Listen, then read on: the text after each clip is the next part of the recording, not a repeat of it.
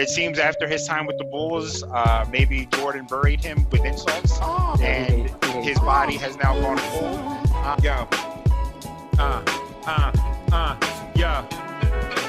Justice for the blind, just something that'll find in the rhymes that are coming from my mind. You know what? Okay, I'm gonna go kind of to your credit. You just said Rodney Rogers, kind of like Zion. I'm gonna go to somebody who maybe in today's NBA, this is messy. Would be kind of like Luka. He would not be like Luka, but I'm gonna just say it just so I can make this transition work. I'm gonna say Toni Kukoc, who we have not seen. He's gone missing. Okay. It seems after his time with the Bulls, maybe Jordan buried him with insults, and his body has now gone cold.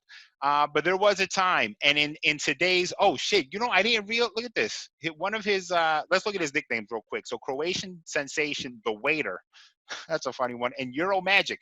Yeah, Toni Kukoc in today's NBA, I think is what we hoped Dario was going to be here on the Sixers. You know what I mean? Was a guy who could really do a lot offensively. He could score, he could shoot, but could also initiate your offense.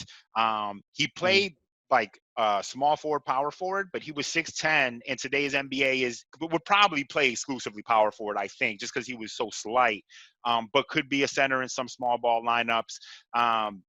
But, only shot three threes a game, which is, again, that's going to be the case because in the NBA in the 90s, 3 threes a game is a lot. Like if you took fucking 90s, I don't know, I can't think of any of the announcers in the 90s. What's Hubie? If you took 90s Hubie Brown and you said, hey, look at this box score from 2020, and he saw James Harden took 13 3-pointers, he'd probably have a fucking heart attack on live TV. So Tony, back to the point that Tony only took 3 3-pointers a game. Would have been a more of a 3-point shooter today, but again, could initiate the offense, was an excellent passer.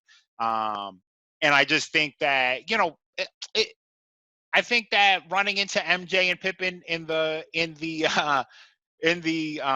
Olympics may have ruined his career and his life a little bit, probably. And again, I don't think we're going to see him in here, but there was a time, you know what I mean? In fact, yeah, after MJ leaves, he averages 18 points a game for Chicago before, we trade for him and just in typical Sixers fashion, get a guy who's on his way out. Damn, he averaged 20 a game on Atlanta later on. I didn't even realize that. Only played 17 games at that time. I don't know. His career is a mishmash at the end. Yeah, it's fascinating. So Toni Kukoc, I think we should save a lot of this for our Last Dance pod on Monday. Yeah. But I'll just tease it by saying that I have a lot of thoughts about him and about his career arc and what could have been different and maybe what he would have been willing to sacrifice, especially if he doesn't show up on the docuseries, which, in my opinion, if he doesn't show up for the Dream Team, which has to be this Sunday, talking about those Olympics, then he's not showing up at all. Yeah, because the not to step on that, but if they're going to talk about Portland, that's the 92 finals. That's the summer before the Dream Team. So are we not going to see him? Again, I don't think we're going to see him. I think he may be scarred emotionally. And when we get to him, we'll get to him, or when we do an in memoriam for, for the Last Dance, we'll talk about him. But I think that just in today's NBA, you know what I mean? We would be seeing a guy that emulates Luka, or we would be calling him Larry. Probably with the way he moved would be closer to that. And I think GMs and coaches and stuff like that would see this guy and say, man, this is a dude that we could build our offense around. You know what I mean? Who could facilitate the entire offense, could bring up the ball. I mean, there's a reason why Phil calls the last shot for him. It's not because he wants to alienate Scottie Pippen for no reason. You know what I mean? It's because he fucking thinks this guy's capable. So, So, Toni Kukoc, that's the guy. Who's you got next? I love Toni. The difference between Toni and Luka is the ball handling. Yep. Luka's an expert ball handler. I think Toni would be kind of like some kind of mixture of Dirk and Peja, where you can initiate the offense, but just a deadly shooter. Yeah. Or you know what? I'm sorry, not to interrupt you. You know what's a better comparison? Hito Turkoglu on the Magic. like Turkoglu's best time on the Magic would be Tony, I think. Even though, but probably a better ball handler still, I would think. But in today's NBA, he would probably be a better ball handler, I would think. You know what I mean? Coming up now.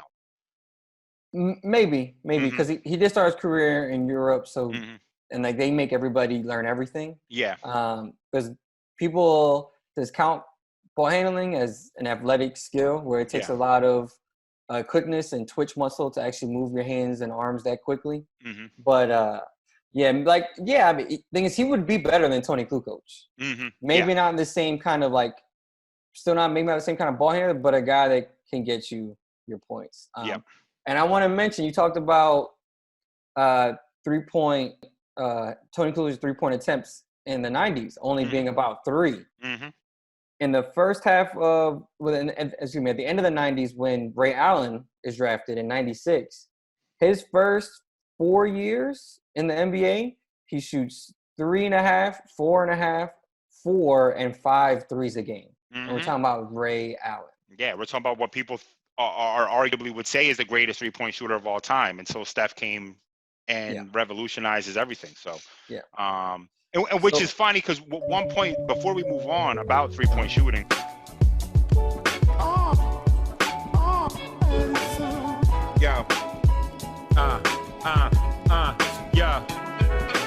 Justice for the blind, just something that'll find in the rhyme that are coming from my mind. Used to come